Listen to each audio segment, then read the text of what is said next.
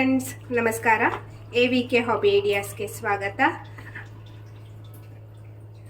ಇವತ್ತಿನ ವಿಡಿಯೋದಲ್ಲಿ ರುಚಿಕರವಾಗಿರೋ ಒಂದು ಹಳ್ಳಿ ಮನೆ ಶೈಲಿಯ ಮಲೆನಾಡಿನ ಹಳ್ಳಿ ಶೈಲಿಯ ಪಲ್ಯದೊಂದಿಗೆ ಬಂದಿದ್ದೀನಿ.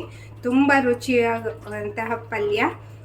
ಇದನ್ನು ಹೇಗೆ ಮಾಡೋದು ಅಂತ ನೋಡೋದಕ್ಕಿಂತ ಮುಂಚೆ ಇದೇ ಮೊದಲನೇ ಬಾರಿ ನನ್ನ ಚಾನಲ್ನ ವಿಡಿಯೋನ ನೋಡ್ತಿರೋದು ಅಂತ ಆದರೆ ನನ್ನ ಚಾನಲ್ AVK ಹಾಬಿ ಐಡಿಯಾಸ್ಗೆ ಸಬ್ಸ್ಕ್ರೈಬ್ ಆಗೋದಕ್ಕೆ ಮರಿಬೇಡಿ.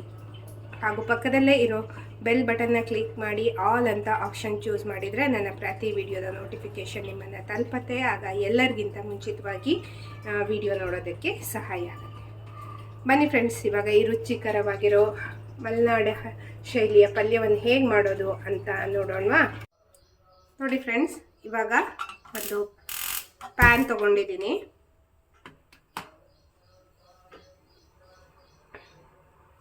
ಪ್ಯಾನ್ ಸ್ವಲ್ಪ ಬಿಸಿ ಆಗ್ತಿದ್ದ ಹಾಗೆ ಇದಕ್ಕೆ 1 ಚಮಚ, ದೊಡ್ಡ ಚಮಚದಲ್ಲಿ 1 ಚಮಚ ಆಗೋಷ್ಟು ಎಣ್ಣೆಯನ್ನು ಹಾಕ್ತಾಯಿದ್ದೀನಿ.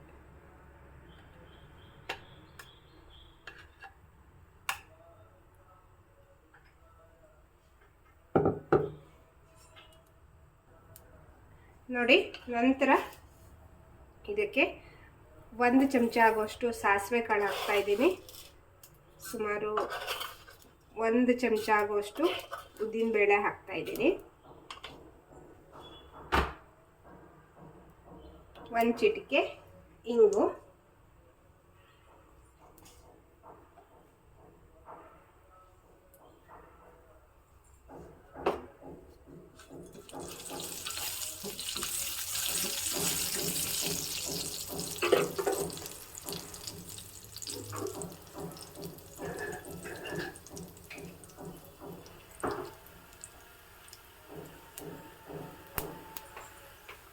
ಒಂದು ಒಣಮೆಣಸು ಮತ್ತು ಕರಿಬೇವು,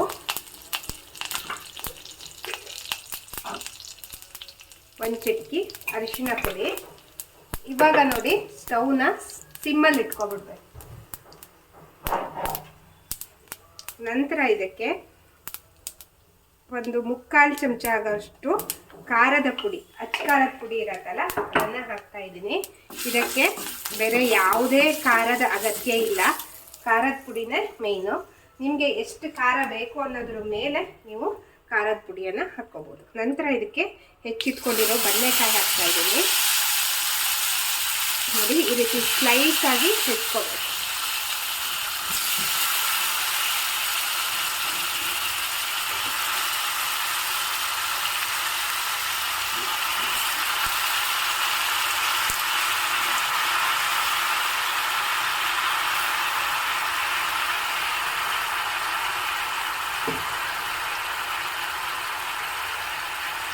ಈಗ ಇದಕ್ಕೆ 1/4 ಕಪ್ ಆಗುವಷ್ಟು ಹುಣಸೆ ರಸವನ್ನು ಹಾಕ್ತಾಯಿದ್ದೀನಿ.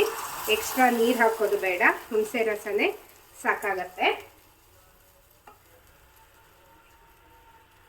ಬದನೆಕಾಯಿನ ಹೆಚ್ಚಿಬಿಟ್ಟು ನೀರಲ್ಲಿ ಹಾಕಿಟ್ಕೋಬೇಕು, ಇಲ್ಲಾಂದರೆ ಕಪ್ಪಾಗ್ಬಿಡತ್ತೆ.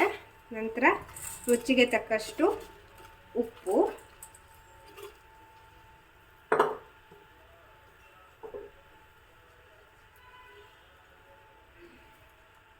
ನಂತರ ಬೆಲ್ಲವನ್ನು ಹಾಕ್ತಾಯಿದ್ದೀನಿ. ಎಷ್ಟು ನಾವು ಹುಳಿ ಮತ್ತು ಖಾರ ಹಾಕಿರ್ತೀವಲ್ಲೋ ಅಷ್ಟೇ ಪ್ರಮಾಣದಲ್ಲಿ ಬೆಲ್ಲನೂ ಬೇಕಾಗತ್ತೆ. ಅಂದರೆ ಉಪ್ಪು, ಹುಳಿ, ಖಾರ, ಸಿಹಿ ಮೂರೂ ಪರ್ಫೆಕ್ಟಾಗಿ ಇರಬೇಕು ಈ ಪಲ್ಯಕ್ಕೆ. ಆವಾಗ ಮಾತ್ರ ಇದು ಒಳ್ಳೆ ರುಚಿ ಬರುವಂಥದ್ದು.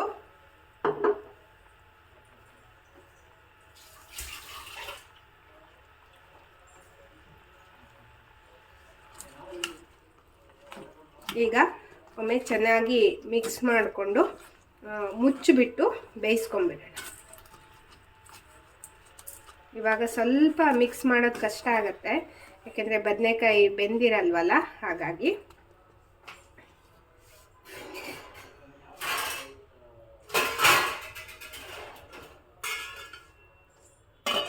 ನೋಡಿ, ಮುಚ್ಚಿಬಿಟ್ಟು ಬೇಯಿಸ್ತಾ ಇದ್ದೀನಿ. ನೋಡಿ, ಇವಾಗ ಮುಚ್ಚಿರೋದನ್ನು ತೆಗೆದಿದ್ದೀನಿ. ಚೆನ್ನಾಗಿ ಒಮ್ಮೆ ಮಿಕ್ಸ್ ಮಾಡಿಕೊಂಡು ಮತ್ತೆ ಬೇಯಿಸ್ಕೋಬೇಕು.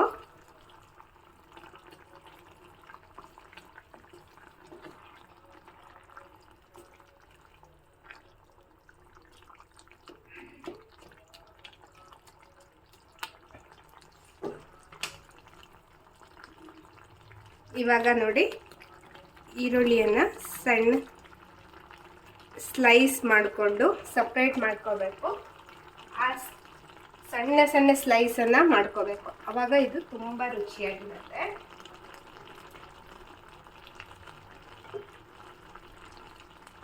ಈಗ ಎಲ್ಲವನ್ನು ಚೆನ್ನಾಗಿ ಮಿಕ್ಸ್ ಮಾಡ್ಕೋಬೇಕು.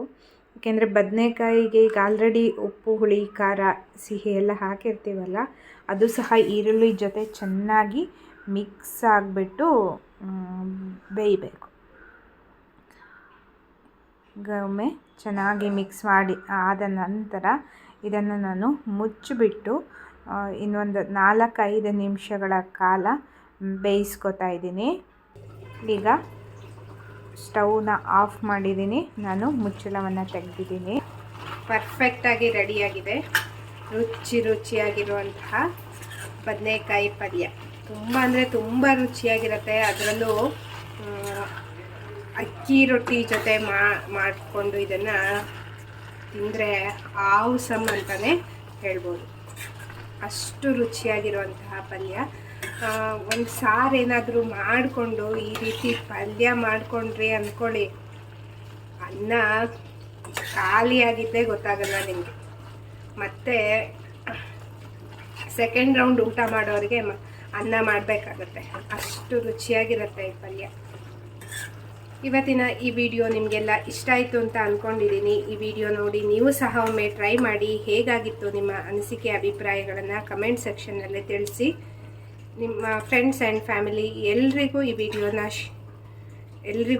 ವಿಡಿಯೋನ ಶೇರ್ ಮಾಡಿ ಅಂತ ಹೇಳ್ತಾ, ಮತ್ತೆ ಒಂದು ಹೊಸ ವಿಡಿಯೋದೊಂದಿಗೆ ಭೇಟಿಯಾಗೋಣ. Until then take care, bye. Thank you for watching friends.